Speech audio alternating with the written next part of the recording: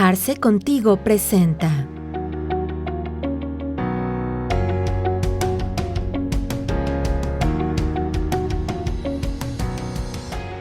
Sean todos bienvenidos a Arce Contigo. Esperamos que se encuentren muy bien y pues bueno, nosotros retomando estas pláticas y estas sesiones, pues bueno, con amigos, con especialistas en diferentes áreas. Como ya vieron en el título de esta sesión, pues vamos a platicar del tema del que todo el mundo anda hablando últimamente, ¿no? Y no es para menos porque evidentemente esta reforma al régimen de subcontratación pues va a traer consigo muchísimos cambios a distintas legislaciones y pues bueno, es menester de todos los empresarios, de todas las empresas, estar atentos a estas modificaciones.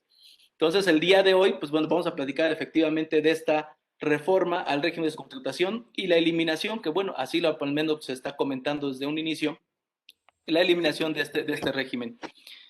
Es importante platicar y permítame hacer el preámbulo y antes de presentarlos de manera directa, pero es importante platicar de este tema porque, bueno, es un tema que ya traemos desde más o menos desde el 2006, cuando las primeras observaciones por la parte de la Organización Internacional de Trabajo, ¿no? Entonces, es algo con lo que hemos convivido recientemente en los últimos años, pero ha tenido muchísimas modificaciones.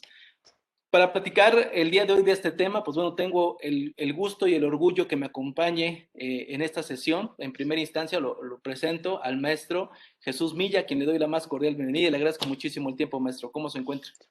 Muchas gracias, bien, y agradezco realmente el que me hayan invitado. Para mí es un placer. Muchas gracias, maestro. De la misma forma, se está con nosotros el doctor Carlos Burgoa. Doctor, muchísimas gracias por su tiempo. Al contrario, gracias por la invitación y con todo gusto para platicar el tema. Ok, muchas gracias, maestro. Y por último, y no menos importante, pues ya gente de casa, gente que ustedes ya conocen, mi amigo, el maestro Octavio Rodríguez. Amigo Octavio, ¿cómo te encuentras? ¿Cómo te va el día de hoy? Amigo, buenas tardes. Maestro, doctor, muy buenas tardes. Bienvenidos sean todos. Perfecto, pues vamos a dar inicio, vamos a entrar fuerte con el tema con el tema de la reforma. ¿Por qué? Porque decía yo hace un momento, pues es un tema con el que ya vemos conviviendo bastantes años, ¿no? Ya conocemos muchísimo de estos temas.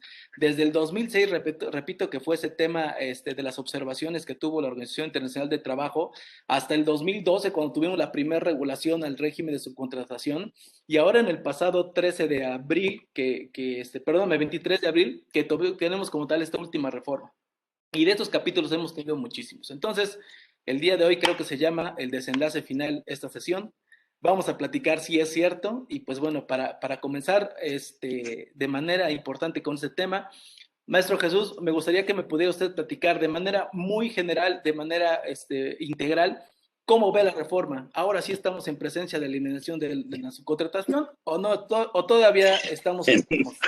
Fíjense amigos que la verdad ya le hemos platicado Carlos y yo y algunas otras personas en otros foros.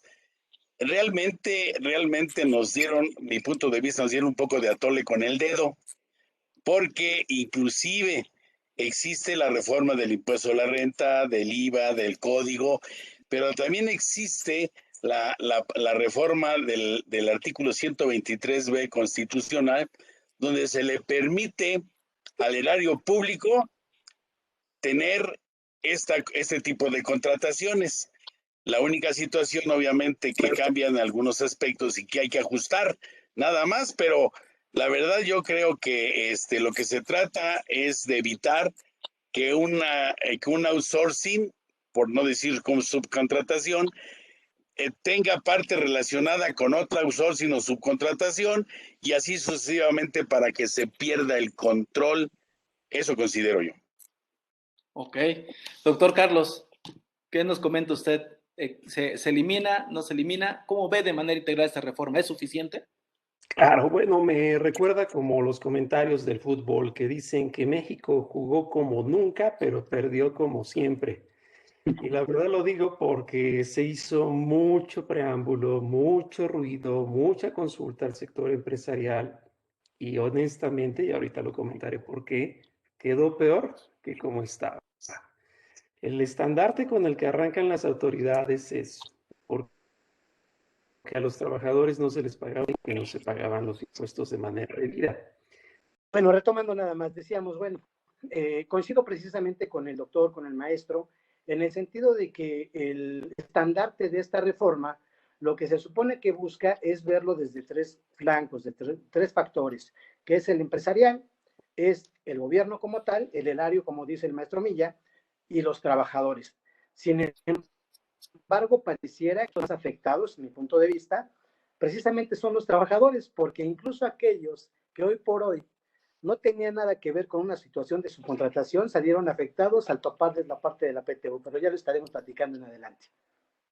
Es correcto, es correcto. De hecho, en la propia exposición de motivos de esta reforma, pues señala dos objetivos muy claros, ¿no? El primero, pues bueno, resguardar los derechos laborales de todos los trabajadores y pues también proteger el tema de la recaudación que está teniendo el Estado y que justamente con este modelo de subcontratación, pues se estaba haciendo un menoscabo en estas circunstancias.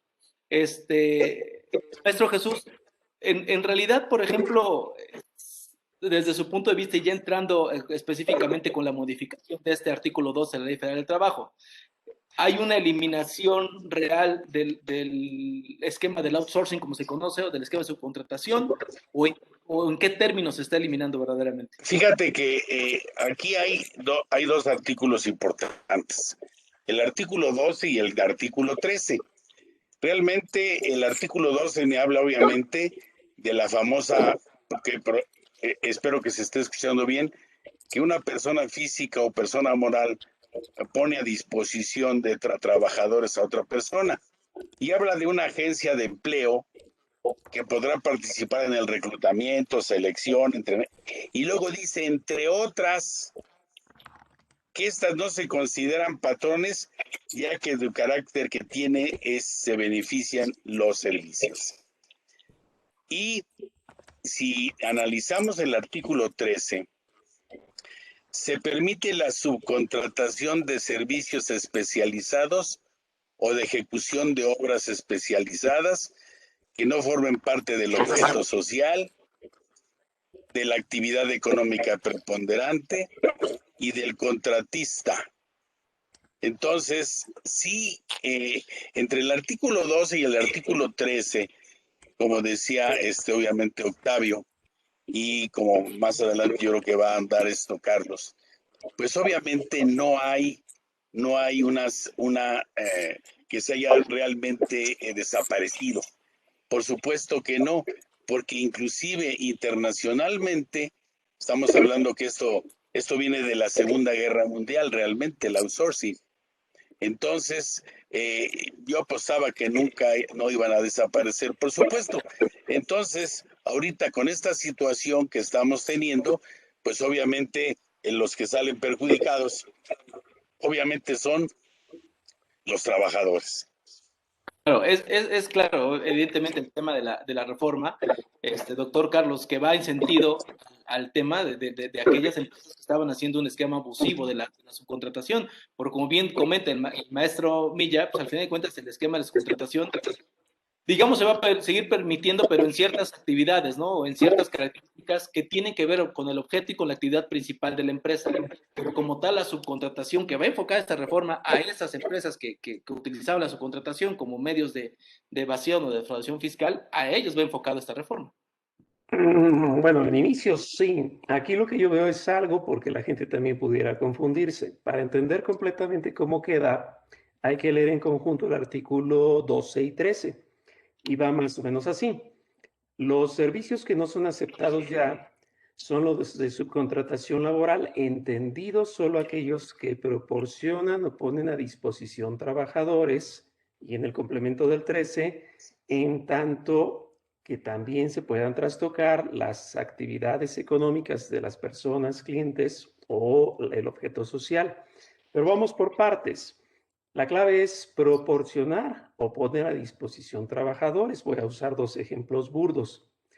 Si yo soy una agencia de modelaje y pongo 12 decanes, ojo, a disposición de la tequilera que va a ofrecer la bebida en un restaurante, como es común, ¿no? Pasan de mesa en mesa las decanes bien vestiditas, pues bien arregladitas. El comensal voltea a verlas por los atractivos de la figura antes que por el tequila. Más allá del contexto en el que se da, lo lógico es que están a disposición en la lógica de que hasta las visten. Entonces les pueden dar muchas instrucciones, pero aquí el problema está en que además de estar a disposición, están para vender el tequila, que a eso se dedica la tequilera, a vender el tequila.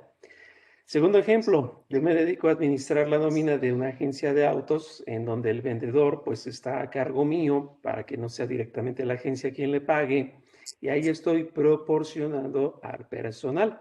Nuevamente, se incardina aquí la idea en la cual la venta de autos es a lo que se dedica la agencia de autos. Entonces, con toda esta forma de confluir, hasta ahí parecía que iba bien la reforma y que nos lo deja muy claro. Me explico rápido por no avanzar mucho.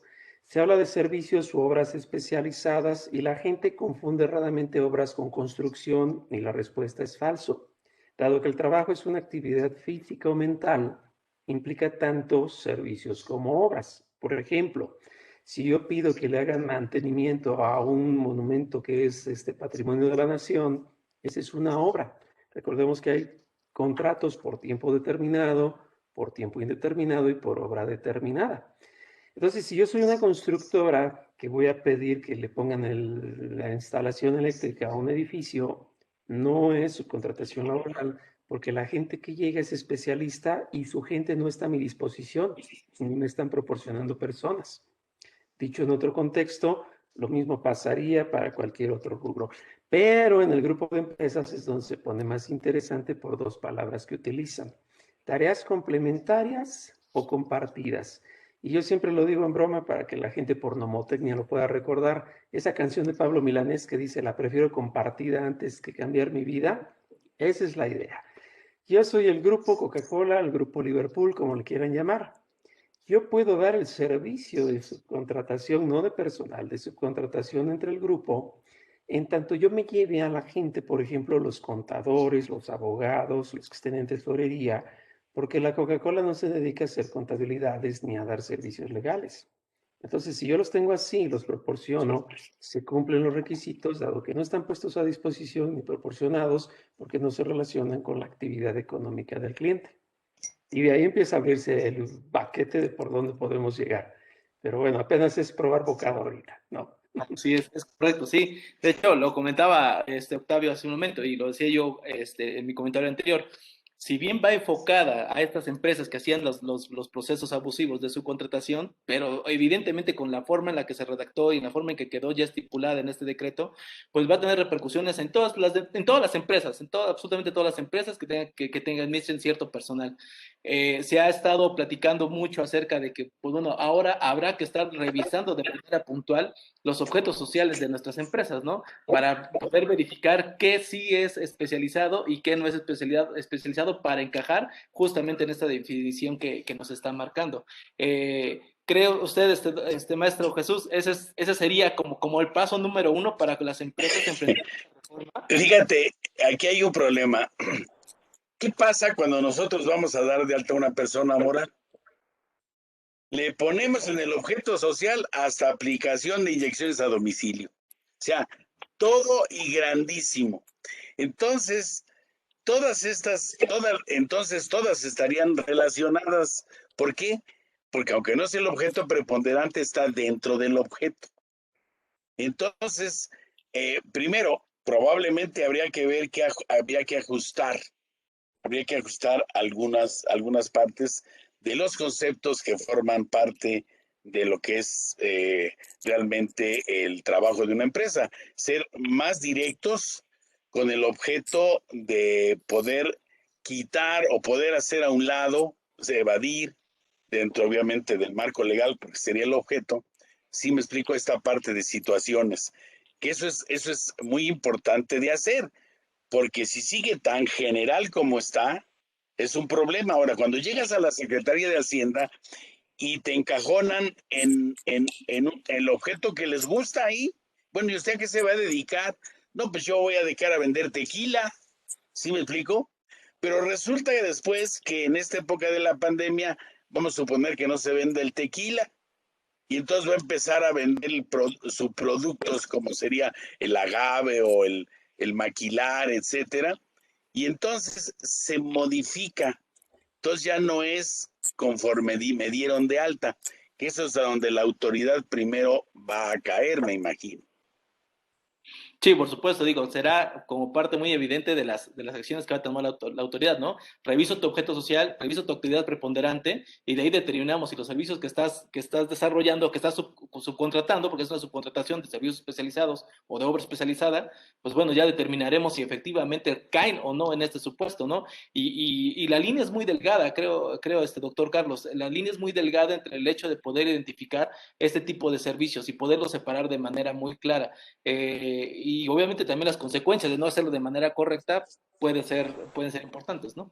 No creo que sea tan complicado. Digo, aquí nada más hay que hallarle a ese hilito. Y voy a poner un ejemplo que muchas veces yo mismo he tomado de la práctica. Pongamos el ejemplo de que yo le doy servicio recurrente o por iguala a Jesús como despacho legal que soy. Él es una amplia empresa reconocida a nivel internacional y en algún momento requiere un servicio de tipo legal. En el servicio legal quizás surgiera lo penal. Y entonces me dice Jesús, mira, por favor, factúramelo tú, si es que conoces a algún especialista, porque de aquí en lo que te doy de alta van a pasar años y yo necesito que se me atienda este asunto. Puedo yo contactarme con algún amigo penalista, pese que yo no me dedico a ello por ser lo mío lo fiscal. Y entonces, ¿cómo va? Desde luego mi objeto social es amplio porque yo me dedico a servicios legales. No obstante, mi actividad es la fiscal, pongámosla así de ejemplo. Pero esa forma de triangulación o de subcontratación sí se vale porque el abogado que llegue para dar el servicio penal no está a disposición ni se está proporcionando a Jesús, sino que es una joint venture, ¿no? Como lo quisiéramos llamar, una conjunción de servicios de profesionistas, y ahí no tenemos mayor problema. Yo creo que ese es el punto principal. Como yo no le voy a proporcionar al penalista, sino que el penalista se va a encargar de un servicio, y si no es que de una obra, ¿no? Depende cómo acuerden los honorarios. Recuerden que por Código Civil el profesor no debe renunciar a los honorarios independientemente del éxito del asunto, salvo que se haya pactado lo contrario. Entonces es ahí donde hay que hacernos a la idea de buscar siempre al especialista, porque sabemos que todo el mundo se la avienta muy lírico en este país y bueno, de ahí tantos errores, ¿no? Esta creo que sería una primera observación para saber hasta dónde es el contexto de la nueva forma de trabajo. Claro. Pero fíjate, Entonces, perdón, fíjate, Carlos, y amigo, aquí hay una situación. Vamos a suponer que a mí me contratan, en este caso también como abogado, pero yo no me dedico a la parte fiscal. Y entonces me dice mi cliente, yo te contrato a ti, a mí no me importa. Y resulta que tú eres el que haces el trabajo, teniendo otro despacho, que es muy común en nuestra profesión, en donde realmente nos convertimos en amplios conocedores de todos los temas, porque conocemos a muchas personas, o sea, todos mis asuntos legales los lleva Carlos, ¿de acuerdo? Y si somos dos abogados y llevo los penales y él lleva los fiscales, y tengo el cliente que me pide que yo le facture, resulta que al momento de decirle a Carlos, oye Carlos, pues factúrame tus servicios que le vamos a dar a ese cliente. Entonces, ahí es donde empieza esa triangulación macabra. La autoridad puede pensar, cuando en realidad la idea era básicamente de que se fueran realmente con realmente los perdedores desde el punto de vista de acumular, de pagar impuestos, sino realmente por la falta de capacidad de la autoridad que no ha podido, y creo que con esto más se va a hacer bolas, salvo que meten reglas de carácter general, ¿no? No, pero ese es el inicio de todo el problema. Si le metemos más detalle, se me ocurre otro, si me permiten adelantarme. Hace poco decía el contador Octavio, y esperamos contar también con su opinión, hablando de la PTU, dice, ahora resulta que los trabajadores que no estaban metidos en el problema también van a estar complicados porque les limitan un derecho que ya les había nacido por Constitución. Piénsenlo así. Perdón si me paso de un esquema a otro, pero nada más para recrudecer la herida. La PTU se limita para los trabajadores en razón de 3 meses de salario o del promedio de los últimos 3 años. Vamos a verlo en ambos extremos. Si yo soy la empresa y ya venía pagando PTU, no pasa nada. Solo que en lugar de repartirlo a 10, ahora lo reparto a 50. Malo es la empresa que no pagaba porque pues un peso le va a doler. Ahora vamos respecto del trabajador. Si él ya venía con esta inercia, bueno, pues ahí estaremos atentos. La verdad es que, gloria a Dios, sí pudo tener PTU de 3 meses de salario, porque eso es imposible en un país como México y más en épocas de pandemia. Pero vamos a ser exactos. Yo soy una empresa que tiene utilidades de 10 millones de pesos. El 10% que me señala la comisión de salarios, de la PTU y todo lo demás, me lo manda a que yo debo, entonces, de los 10 millones, estar repartiendo 1 millón. Si yo tengo tan solo 10 trabajadores y cada trabajador gana 10,000 pesos, solo les voy a repartir hasta 30. Y dado que son 10 trabajadores en razón de 30,000, son 300,000. Mi utilidad fue de 1 millón, les repartí 300,000. ¿Qué onda con los 700,000 restantes? Y esa Entonces, historia chocan, chocan. esa no la contesta ni el mismo Obama, ni el mismo procurador, ni nadie. Nadie la vio pasar, nadie la vio correr. Pero la idea era beneficiar a los trabajadores. Ahora, mira, de que la vieron pasar, perdón, pero sí la vieron pasar.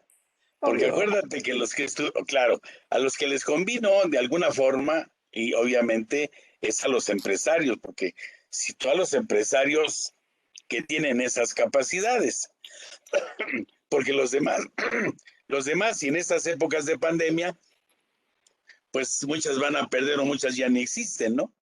Entonces, realmente, repito, dieron con el traste y ahora está peor, como decía Octavio, ¿no? O sea, ¿ahora qué son? ¿Voy a bailar? Es correcto, es correcto. La verdad que sí va a haber ahí una repercusión importante y como bien dice, a lo mejor consecuencias que no se midieron en su momento y que seguramente se van a tener que aclarar en algún momento a través de reglas de carácter general, porque como dice el doctor, esas determinaciones que no se modificó el 10% cabe señalar y también sirva también el ejemplo para poder comentar que en muchos medios o hay mucha información en la red donde están diciendo que la PTU se va a ir a 3 meses y que le convino mucho a los trabajadores. Bueno, no, esa no es la realidad es justamente esta, que se topa en un tope máximo, sirva la redundancia, de tres meses de salarios o el promedio de las 3 últimas PTU recibidas, ¿no? Que como bien dice el doctor, habrá que ver en estos casos de pandemia cuáles son las empresas que verdaderamente pues, van a poder entregar ese tipo de PTU y sobre todo en esas cantidades, ¿no? Claro, y además recordemos también que hay otra situación importante con relación a esto. Recordemos que el propio artículo 127 de la Ley Federal del Trabajo también hay una limitante que ya existía, que es a los patrones que sus ingresos son personales, honorarios, son rentistas o son cobradores de intereses, que supuestamente como esa generación de ingreso no proviene del trabajo vamos a hablar de trabajadores, entonces les dicen, te vamos a dar cuando mucho un salario, entonces calcula el 10%, compáralo contra el salario de cada uno, obviamente con 50 y 50, como ya debemos de saber, y hasta un salario. Entonces, también como dice Carlos, ¿y qué pasa con el resto? Aquí quieren asimilar algo a una situación que no es igual a uno de honorarios o un rentista, ¿no? Pero eso es tan solo uno de los tantos problemas. Se me ocurre otro. Ahí les va, que ese está todavía más jugoso y más picoso. El artículo 41 de la ley laboral se reforma para señalar que en una sustitución patronal, cuando se transfieran los trabajadores, también se deben mandar los activos, es decir, va con todo y fierros. De entrada en frío, vemos que se va a forzar a una enajenación, porque toda transmisión de propiedad, conforme al 14 fracción primera del código, pues es una enajenación y va a pagar impuestos. Es decir, van a forzar la venta de activos a colación de la transferencia de trabajadores. Pero vámonos más a detalle.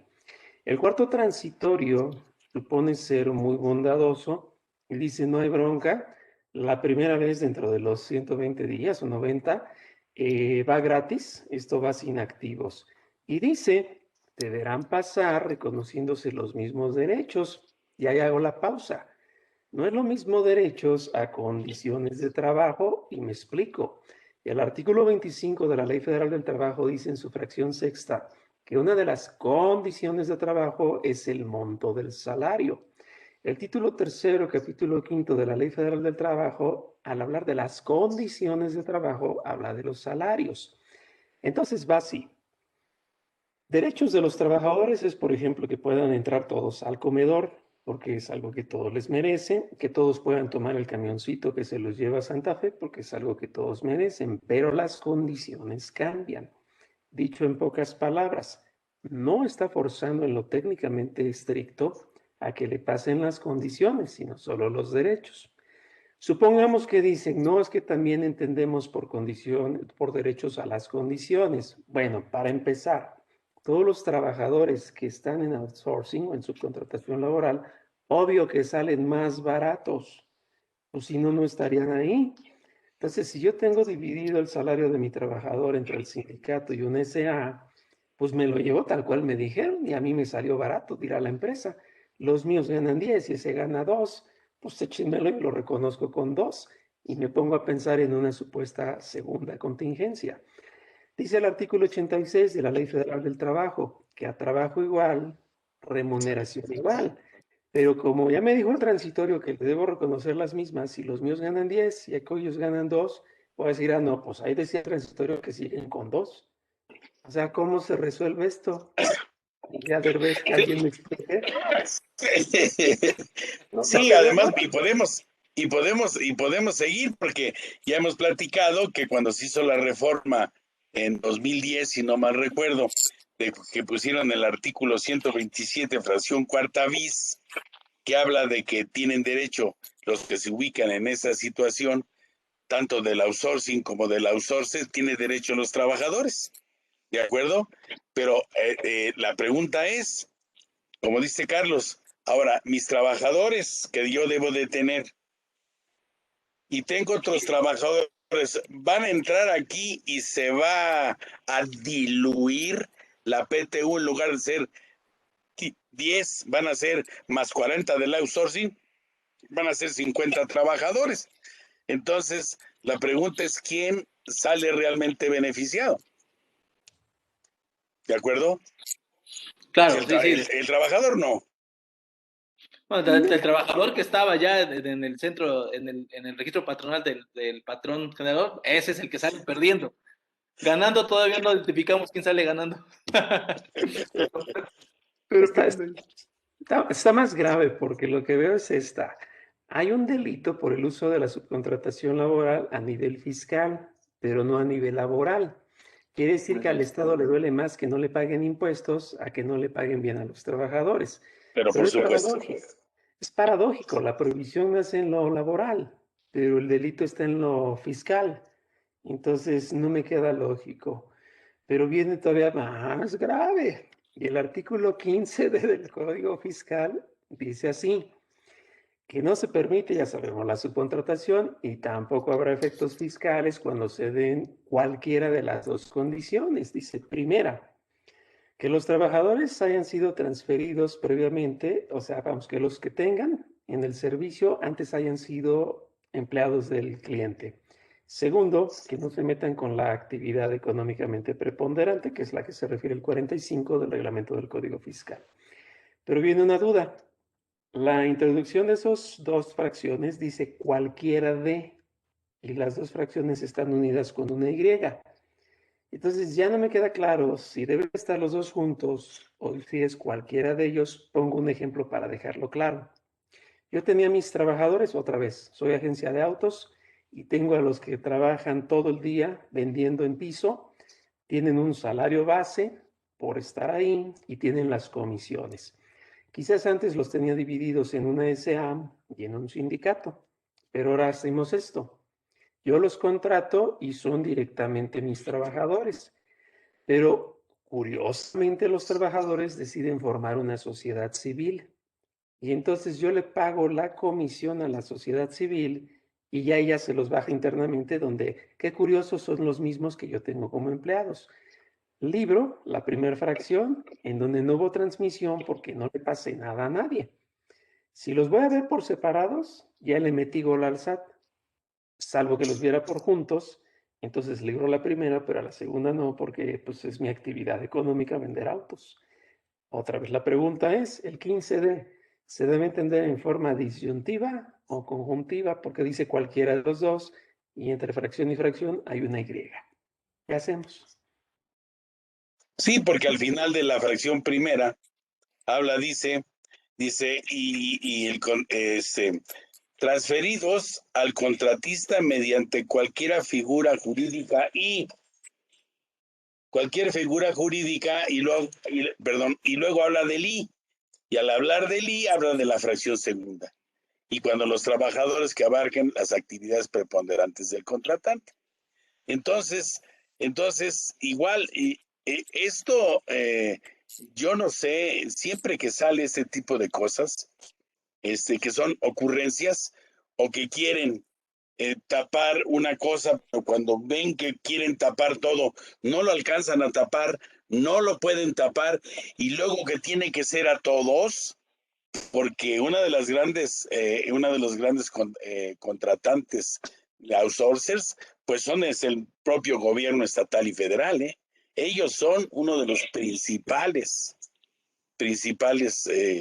contratistas de estas personas, ¿no? Entonces, la verdad es que aunque mucho se habla, pero muchas pocas gentes se ponen a realmente analizar hasta dónde llegan todas estas reformas, y que en un momento dado, al final, el patrón o los patrones quedan en un grado de indefensión y los perjudicados van a ser siempre los trabajadores. Claro, claro, antes de esta modificación, yo considero que teníamos ya una sobreregulación en este tema de outsourcing. O sea, ya había una infinidad de modificaciones que teníamos que estar observando, que se tenían que estar observando empresas que dedicaban a esto. Desde temas de ley antilavado, desde cuestiones de las declaraciones trimestrales que se presentaban en IMSS, etcétera, ¿no? Ya había muchísima información y creo que justamente ahorita esta modificación, al abarcar todos estos aspectos y todas estas cuestiones que se estuvieron modificando desde 2012 a la fecha, pues obviamente se tiene este tipo de cuestiones que sin lugar a duda, pues bueno, son detalles que en su momento van a generar muchos dolores de cabeza para los contribuyentes, ¿no? Pero fíjate, maestro, yo pienso que siempre, desde que se empieza a regular la outsourcing, siempre ha estado perfectamente regulada, porque recordemos que cuando inicia existía por parte de los contadores que dictaminaban, que tenían que poner en el dictamen que existía una subcontratación. Siempre existió también la obligación de dar aviso al Seguro Social cuando había modificaciones de trabajadores, modificaciones de salarios o modificaciones de contratos. Entonces, sí estaba regulada. Por supuesto que sí estaba regulada. A lo mejor había que darle un lleguecito a que no existiera esa parte de que un outsourcing tuviera otra outsourcing y otra outsourcing para que al final nadie pagara. ¿Sí me explicó? Ese es el gran problema, pero no supieron. Pues lo que pasa es que la esencia es la misma, ¿no? Así como hay venta de facturas tras venta de facturas tras venta, o sea, hay una cadenita completa, y así como las compran tanto particulares como gobierno. Y la verdad es que quien más hace uso de estos es gobierno. Si no, pregunten a la estafa maestra, y curiosamente utiliza un outsourcer que era un no lucrativo, ¿no? Las universidades. Entonces yo no sé cómo viene en ese contexto a querer caber estas reformas, que así a la luz de lo técnico, porque bueno, muchas veces la idea que se da en las mañaneras, y dicho con respeto en los medios de comunicación, es muy ligera. En lo técnico, en el fondo, yo no le veo una solución verdadera para los trabajadores. ¿Se busca cobrar el impuesto? Claro, siempre se debe buscar, pero yo no le veo un sentido exacto, y se generan varios puntos que hasta inconstitucionales son. Ahí les va. Al pedirse ahora el registro antes autorización para formar parte del padrón de la Secretaría del Trabajo, se está haciendo una discriminación, habrá ya después que determinar si es positiva o negativa, una discriminación entre los que dan servicios especializados y los que no lo dan. O sea, aquí hay de dos. Si vendes productos no tienes problema, pero si das servicios, si no es con registro, no estás habilitado para trabajar en la lógica de que ni es deducible y nadie te va a contratar. Entonces, ¿en qué momento este requisito se suma para hacer un efecto limitante al libre ejercicio del trabajo y en qué momento no? Entonces, ¿todo por qué? Porque el Estado no fue puntual en resolver los problemas de este tipo de esquemas. Volvemos otra vez al tema. ¿Por qué? Porque esa división que suena a discriminación. Pero bueno, lo pongo en el sentido estricto. Pensemos un constructor, y lo digo con debido respeto y gran cariño. Todos los oficios que fuesen, no sé, carpintería, plomería, etcétera, ya es una ganancia que estén en el RFC, ya es una ganancia que emitan comprobantes, pues menos van a estar en el registro, ¿no? Entonces la idea es, o sea, ¿es en serio? Lo pensaron para un país distinto a México, pero pues ahí está. Ya pueden estar en el RIF, hay que ponerse en el RIF, los del RIF pueden estar ahí. No, o sea, realmente, si se pone uno a escarbar con esa gran variedad de conceptos, gran variedad de oficios, gran variedad de trabajadores, esa gran variedad, no alcanzan, lo hacen tan justo que ahí todo mundo al tratar de agarrar un hielo se va a derretir de la mano, o sea, se les van a salir todas y yo creo que al momento de que empiecen a tener esta situación o hacen una selección de quiénes van a entrar o no quiénes no van a entrar, o realmente esa situación va a seguir exactamente igual. Nada más se van a dar de alta porque es dar un aviso. Oye, yo soy especializado, nada más, porque no pone requisitos tampoco de que los va a revisar, de que va a hacer un análisis, de que nada más es avisar en este caso, de que va a tener dentro de la Secretaría del Trabajo, que va a tener una especialización. Claro. Pero permítame recapitular todo lo que hemos comentado, todo lo que se ha estado comentando ahorita. Tenemos en primera instancia que, bueno, efectivamente se prohíbe la subcontratación de personal como tal, queda prohibida y se permiten aquellos subcontratación de servicios especializados o de obra especializada. ¿Ok? Esa es en términos generales la modificación que se tiene, pero la forma en que la autoridad o que se van a poder otorgar este tipo de servicios, bueno, pues es a través de un padrón que va a estar en manos y en poder de la Secretaría de Trabajo, la cual va a otorgar una autorización para poderlo realizar, ¿no? Que es justamente la que están platicando ahorita. Aunque dicen que para obtener poderse incluir en el patrón, pues bueno, la Secretaría de Trabajos va a confirmar si efectivamente cumples con el carácter especializado y que además cumples con el tema fiscal, ¿no? Con todos los temas fiscales. Entonces, aquí le están otorgando a la Secretaría de Trabajo la facultad de poder revisar este tipo de características para poder otorgar o no el empadronamiento de las empresas que se dediquen a los servicios especializados, o de obra especializada. Aquí valdría la pena saber, porque el propio artículo 15 señala que en cualquier momento la Secretaría podría revocar ese padrón, que desde luego va a ser público y visible en la mano en Internet. Sabemos que por efectos del artículo 3 de la Ley Federal de Procedimiento Administrativo debe cumplir todos los requisitos, que es el equivalente del 38 para autoridades fiscales en el Código Fiscal. Entonces yo quisiera estar muy atento, porque si ellos dicen que no se es especializado, quiero pensar que porque los requisitos que van a poner o los rubros que habrá que llenar, porque entiendo que ya no es pedir una autorización, aquí lo debemos entender desde el inicio. Si yo voy al padrón, no voy haciendo la petición o un derecho de petición, no le pido nada a la Secretaría del Trabajo. Estoy cumpliendo un requisito así tanto como emitir comprobantes fiscales o como avisar cambios de domicilio. No es un derecho de petición, por lo tanto no debo entender una respuesta que me diga si estás o no estás. No, solo me subo a la lista como diciendo yo quiero que me vacunen. El tema es que si me van a sacar del listado, tú no te vas a vacunar, tú no estás en el padrón.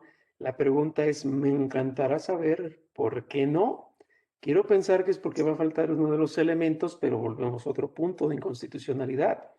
Cada vez que un derecho constitucional se limita por una ley secundaria, es un motivo de test de proporcionalidad, en tanto la limitante lo pone a alguien que es de elección popular, y el secretario del Trabajo no es de elección popular.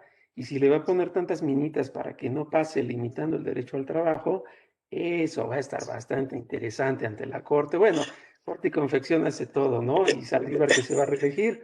Entonces, esto, por eso no nos quería Donald Trump, ¿no? Vamos a ver qué nos dicen ahí. Claro, realmente se van a meter los patrones en un verdadero problema y muchos ya dicen que hay creo que 300,000 empresas de outsourcing que ya se están regularizando y que ya pasaron todos los trabajadores para no pasar que todos los que son los activos, ¿no? Pero realmente la pregunta es, ¿cuántas hay de ese tipo y que puedan realmente traspasar a los trabajadores? Para ese caso, mejor te digo, ¿sabes qué? Outsourcing, todos los trabajadores, aquí está su lana y vámonos. Ya no quiero tener tus trabajadores. ¿Para qué los voy a aceptar? Mejor los liquido. ¿Ya? Y me evito 1000 problemas, ¿eh? Sí, claro, no utilizar este proceso ahora de poder reconocer a todos estos trabajadores que, bueno, hasta el día de hoy o hasta el día 23 los tenía yo en ese régimen de contratación y de cierta forma, pues bueno, me hacía yo a un lado de las responsabilidades laborales que se tenían.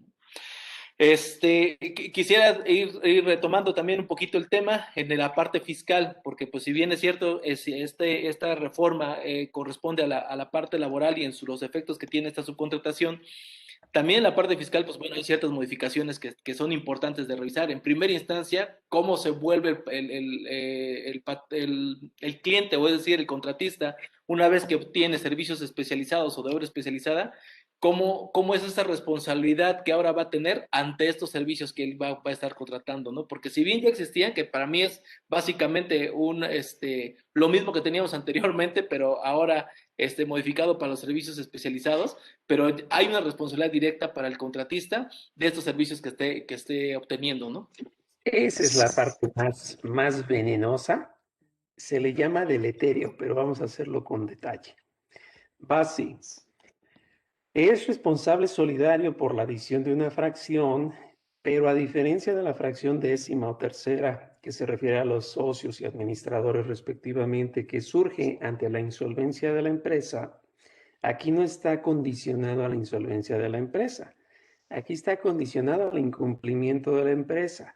Si la empresa proveedora de servicios resulta que no tiene dinero, resulta que se le pasaron los días, resulta que simplemente no quiere, a mí me va a llevar, como decimos en México, tras las patas. Y la pregunta es, ¿si yo qué tengo que ver con las decisiones de aquel? Y peor aún, si lo que no paga no tiene que ver con mis contratos, va para atrás. Y recordemos un poco la regulación del artículo 14 de la Ley Federal del Trabajo, que también habla de la responsabilidad solidaria.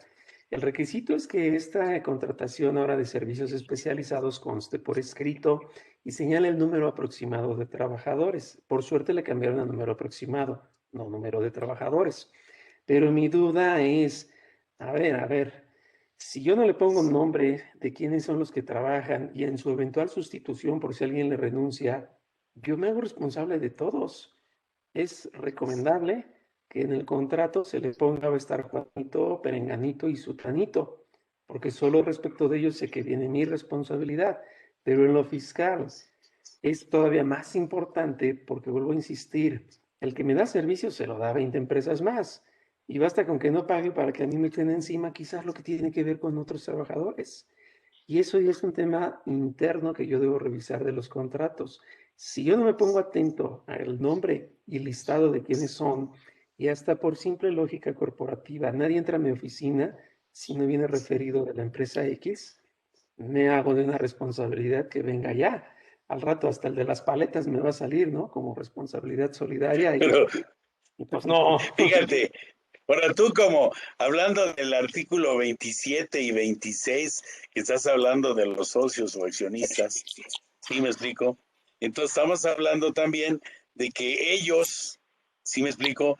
si van a contratar a una persona por este mecanismo, ¿qué responsabilidad tienen si el que los contrata es el departamento de la nómina o el departamento de recursos humanos? ¿Yo qué voy a saber de esto? Un tercero va a ser la parte que además que toma las decisiones como si fuera un director, un gerente general o un apoderado que sí es el que toma las decisiones.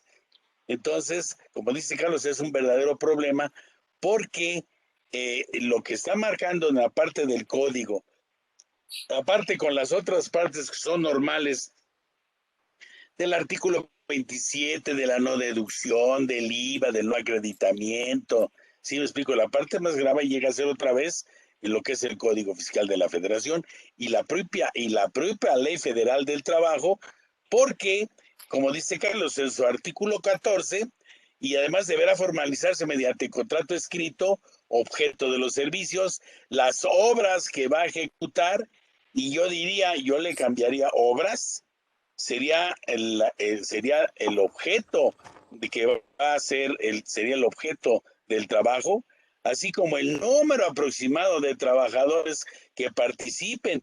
Entonces, si quieres saber las obras que va a ejecutar quién, también son genéricas, o sea, está muy complicado de cumplirse. Sí, claro. Aunque también establece, repito, desde la parte de tanto del Seguro Social como para la parte de Infonavit, y ahorita un poquito el tema este de esa responsabilidad solidaria, pero tanto en la parte del Seguro Social como en la parte de Infonavit, también información que estas empresas que tengan, pues, o que quieran prestar sus servicios especializados, también hay información que hay que estar proporcionando a la autoridad, que si hace un momento ya existía ese tema, ¿no? Para los del régimen de subcontratación, ya existía la información trimestral.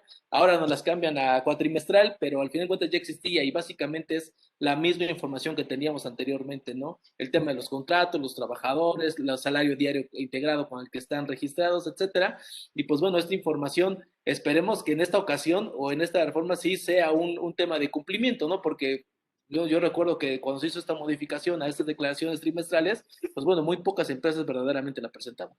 Pero aquí viene un Claro, punto muy interesante, porque en el 2009, que es cuando se da esta reforma por primera ocasión al artículo 15A de la Ley del Seguro Social, salen criterios del Consejo Técnico y a mí me gustó porque hacían referencia de tres tipos de trabajadores. Los trabajadores administrativos, los trabajadores operativos y los trabajadores profesionistas, quiere decir el contador de la empresa o alguien así. Y había tres formas de patronato: la dirección, la supervisión y lo que fuese propiamente la capacitación.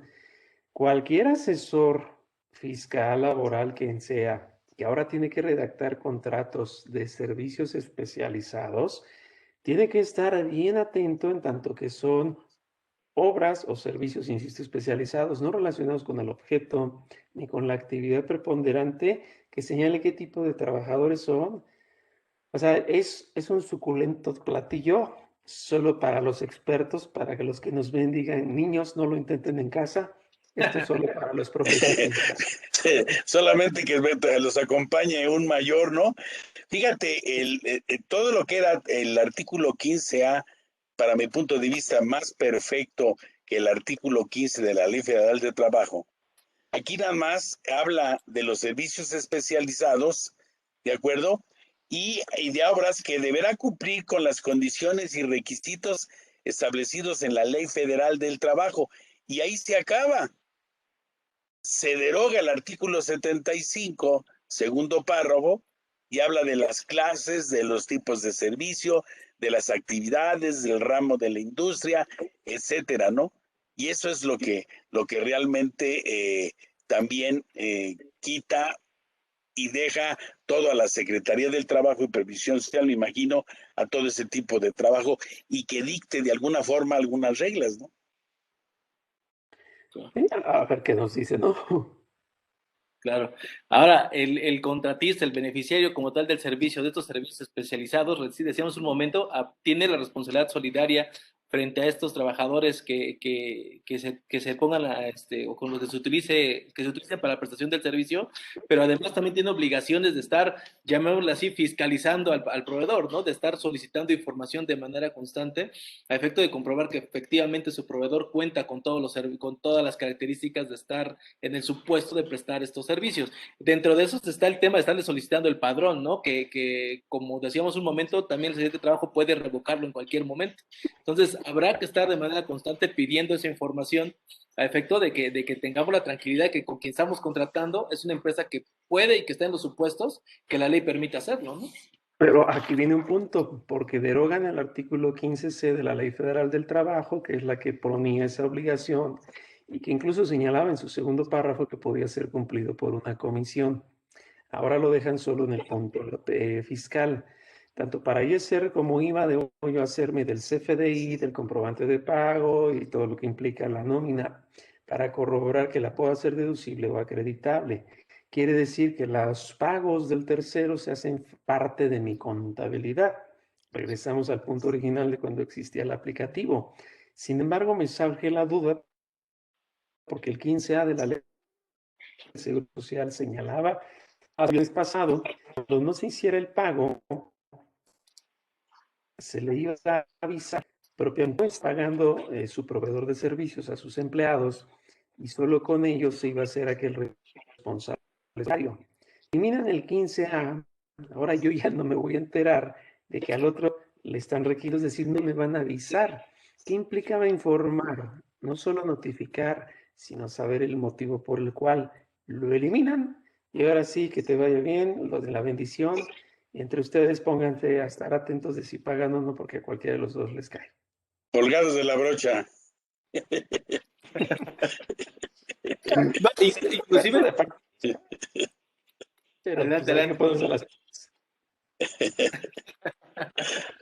No, inclusive estipula que en caso, porque por ejemplo en materia de impuesto sobre la renta se dice que te tiene que estar verificando al momento del pago que efectivamente cumpla con todas las características, pero del IVA le señala que tiene que ser tiene hasta para el final del mes para poderlo entregar, ¿no? Entonces, inclusive habla de una posibilidad de tener que estar haciendo modificaciones complementarias para quitar ese acreditamiento que no era procedente porque en su momento aquel que no fue notificado, pero aquel proveedor pues no tenía la autorización para poder prestar los servicios, ¿no? Pero además viene una pregunta. Yo tengo, pensemos, servicios proporcionados en marzo y tengo hasta el último día de abril para que me manden la información. La pregunta que no se resuelve es, ¿me debe mandar la información aunque yo no le pague la factura? Ese es el tema, ¿no? Digo, me hace pensar porque dice que el acreditamiento, si ya lo hice, se va a una complementaria. Pero ni le Así es. pagué la factura. Entonces, y recordemos que las personas morales acumulan por la emisión del CFDI para efectos de ISR, aunque no así para el IVA. Claro, claro. Entonces, ¿por dónde la jugamos? Que por cierto, también ahí está como volteado, ¿no? Porque en materia de ISR dice que al momento del pago, pero al momento del IVA dice que al término del siguiente mes. Entonces, tendría que ser al revés como para que compagine con el momento de causación del impuesto. Maestro, tendría que ser diferente. Yo no Bueno, al revés. Sí, tendría que ser diferente, definitivamente. Sí, Ok. pero bueno, Adelante, maestro. bien. No, está bien. No terminaba, estaríamos 2 días para seguir platicando de esto. Sí, definitivamente, ¿no? Porque además estos temas de esa fiscalización que le tienes que hacer a tu proveedor, de este constante monitoreo a tu proveedor, pues bueno, de ese depende evidentemente el acreditamiento y la deducción de tu factura, ¿no? Además de especificar evidentemente la reforma que cualquier actividad de subcontratación que se realice en términos de subcontratación de personal, pues bueno, evidentemente no va a ser deducible, no va a ser acreditable, pues bueno, al no existir ya como tal el régimen de subcontratación, pues evidentemente corre la misma suerte para todos los efectos fiscales, ¿no? Me gustaría que me ayudaran, por favor, para ir cerrando el tema, a definir los tiempos de la aplicación de esta reforma. ¿En qué momento entra en vigor? Porque ahí los transitorios también nos hablan de diferentes momentos para poder iniciar con esta vigencia. No, bueno, la vigencia ya inició, pero el tema de la aplicación como tal. Bueno, la vigencia de lo laboral, seguridad social e Infonavit es ya. La vigencia de lo fiscal es hasta agosto y la prohibición para los estados, bueno, para el grupo gubernamental, que señalan dos leyes, es hasta el 2022. O sea que todavía tienen chance estos meses para seguir ordeñando el horario público y echarle ganas, ¿no? Cuando en realidad era más fácil con ellos, pero bueno. No, sí, así es, 90 días, ¿no? Nos marca para que se puedan hacer ese cambio y pues bueno, ahí nos da lo que ya comentamos hace un momento, ¿no? El tema de la asociación patronal, de poder hacer este mecanismo de que nos permite como beneficio hacer este traspaso, esta asociación patronal sin pasar todo el equipo, toda la maquinaria que tenga que ser para que se considere asociación patronal, ¿no? También este tema de hacer esa sustitución justo en estos 90 días. ¿Creen ustedes que tenga alguna repercusión más adelante por parte de la autoridad? Porque va a decir, pues evidentemente, si te estás regresando a todos los trabajadores es porque tu subcontratación pues era ilegal, ¿no? No era como tal una subcontratación, sino eran trabajadores tuyos. Yo creo que tiene esa parte de lo que es los activos que decía Carlos. Yo creo que tienen que venir reglas porque imagínense ustedes que todavía hablamos de dos figuras que de hacerse cubriendo condiciones del código no sería una enajenación, que es la efusión y la escisión.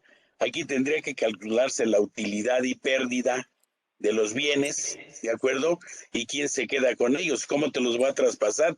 Pues te lo tengo que traspasar con una cantidad para que eso forme parte, si hablamos de activos fijos, del monto original de la inversión donde vas a poder, y a mí me va a provocar que una utilidad, una pérdida, y el dinero con que la voy a pagar, ¿de dónde? ¿Me estás obligando a transmitir la propiedad? Complicado, muy complicado. Sí, yo creo que falta mucho, como siempre pasa en esta vida o en esta ciudad, se le echaron más ganas que técnica. Entonces ahorita vemos todos los errores que se dan, producen antinomias, incluso hasta la Constitución podría ser motivo de un debate, que ya sabemos que mientras esté Saldívar no va a ser motivo de inconstitucionalidad, pero tan sencillo como eso. El artículo 5 de la Constitución dice que a nadie se le puede prohibir el ejercicio de la profesión, oficio, comercio, Arte oficio. siempre y cuando sea lícito. Hoy en día la subcontratación, ojo, pasa a ser prohibida y solo es lícito para lo fiscal, pero no para lo penal. Y dice el artículo 14 de la Constitución, tercer párrafo, que no se puede aplicar pena por analogía o mayoría de razón. A ver, entonces, ¿quiere decir que lo puedo seguir haciendo aunque no me lo vayan a contratar? ¿O quiere decir que la prohibición verdaderamente es total? Y si es total, es una inconstitucionalidad. Y esto, así como explota la cabeza de cualquiera, menos la de Saldívar. Muy bien, doctor maestro, muchísimas gracias por los comentarios. Para cerrar el tema, una última recomendación y una última apreciación sobre el tema específico y cómo la empresa se tiene que ir preparando. ¿Por qué? Porque, bueno, acaba de comentar ustedes ambos como, temas que son muy puntuales y por los cuales hay muchísimas aristas en donde no queda completamente cerrado el tema, en donde no queda hermético en la eliminación completa de la contratación como tal, donde deja muchas cosas en entredicho por ahí. Va a faltar otras tantas reglas de carácter general para poder aplicar de manera puntual esta reforma o de manera, digamos, con la mayor certeza posible. Y obviamente en ese camino, pues así como acabamos de comentar, cuestiones muy puntuales, muy específicas, jurídicas dentro de la propia redacción de la norma, también de repente va a haber empresas que se dedican al tema de subcontratación que van a buscar prevalecer, ¿no? Que van a buscar seguirse quedando de alguna u otra forma, ¿no? En medida de lo que se permita, ¿no? Y por ahí pues ya tuvimos en su momento las modificaciones que se tuvieron en ejercicios anteriores y las empresas que siguieron operando y que siguieron trabajando de esa forma. Ya hay consideraciones en tema penal, en tema fiscal, en tema laboral, en tema de seguridad social. Ya está todo el combo armado para evitar que se siga proliferando en ese tipo de estrategias, por llamar así, o de ese tipo de actividades que se realizan. bueno, nada más anterior a esto, pues teníamos el tema de los outsourcing, de los insourcing, ahí por ahí ya me encontré in-house y cosas de ese tipo, que comienzan a buscarle el cómo sí, ¿no? De cómo sí hacer las cosas. ¿Cuál es la recomendación al final de cuentas? Porque independientemente de toda la parte técnica que acabamos de comentar, pues el mensaje es claro, ¿no? Y obviamente la situación es clara en ese sentido. ¿Qué es lo que se está tratando de eliminar y qué es lo que está tratando de regular? Entonces, en ese sentido, doctor, si me regala sus comentarios, ¿cuál sería la recomendación para esas empresas que siguen, que continúan en el esquema de subcontratación y que están viendo el cómo sí seguirle, ¿no? Bueno, hay un dicho que lo he visto en memes que dice, obra bien, siempre sé honesto, de tal manera que para cuando hablen mal de ti, tengan que inventar las cosas. Esto desde luego no aplica para Alfredo Adame, pero lo que sí podría yo decir es que si la empresa se porta bien, si la empresa está atenta, pues obviamente no tendría por qué y puede ir a litigar todos los amparos que quiera y todo en adelante.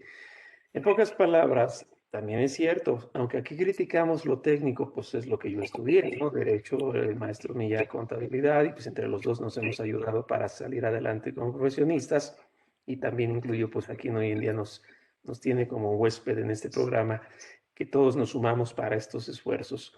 Pero más allá de la crítica técnica, que yo sé que quien la oye va a decir que está divertido, está padre y todo, sí, pero también volteamos a ver adentro, qué reguero tengo en mis negocios, en mi empresa, para que se cumplan las normas de la manera debida. También es cierto que requerimos la ayuda de los gobiernos y que cualquiera que sea el país en el que nos ubiquemos. Queremos empresas fuertes, pero no damos economía fuerte. Sí es cierto, todo lo técnico puede ser impugnable, es motivo de crítica, pero también es motivo de que las empresas robustezcan sus esquemas. Yo lo que recomendaría a todos los que nos ven y todos los que puedan seguir viendo este video, por favor, asesórense, pero en el momento de asesorarse, que sea con el ánimo de buscar la solución, no como decía mi mamá, buscan trabajo queriendo no encontrar, ¿no? No, al contrario, o sea, háganlo con el ánimo de salir adelante, de tener sanidad en los negocios, independientemente del color de gobierno que esté, somos un país, debemos salir adelante y esto es lo que nos va a ayudar siempre, siempre, siempre. Muchas gracias, doctor. Maestro Jesús. Pues como dice por ahí lo mismo. No, bueno, obviamente una empresa sana, que busquen las outsourcing en tener áreas especializadas, ¿sí? Administrativas, contables, fiscales, para que estén dentro del esquema, simplemente. Obviamente que chequen lo que es su objeto y que chequen a las personas que les dan servicio, que también sea un objeto en el cual puedan trabajar. Y así nos vamos a ir regularizando todos. La idea es que todo mundo cumpla, pero también el Estado tiene que revisar adecuadamente, cosa que no ha hecho, porque crea elefantes grandes para los contribuyentes, pero artríticos no los podemos echar a andar y entonces van a empezar con reglas y modificaciones para que ese elefante camine. Muy bien. Pues bueno, ahí tenemos los comentarios del maestro Jesús, del doctor Carlos. Básicamente la idea es pues, que el empresario comience a asearse en su administración, en su cumplimiento, y bueno, y que verdaderamente pues no le andemos buscando tres pies al gato. Digo, de manera personal es mi recomendación, que busquemos la forma de hacer las cosas correctas en el margen de la ley, y que bueno, que aquello que se pudo hacer hace 10, 15 o X número de años, pues bueno, ahora se ha estado modificando y debemos también nosotros cambiar, debemos nosotros también evolucionar en nuestros procesos operativos y en nuestros procesos de cumplimiento. Entonces, doctor Carlos, muchísimas gracias por su tiempo. Igual, maestro Jesús, muchísimas gracias por estar con nosotros el día de hoy. Gracias. Gracias. Perfecto, pues le agradecemos a todos que hayan seguido esta transmisión y pues evidentemente como en cada video, pues los invitamos a que nos sigan en nuestras redes sociales para seguir compartiendo información con valor. Muchísimas gracias a todos y que tengan un excelente tarde.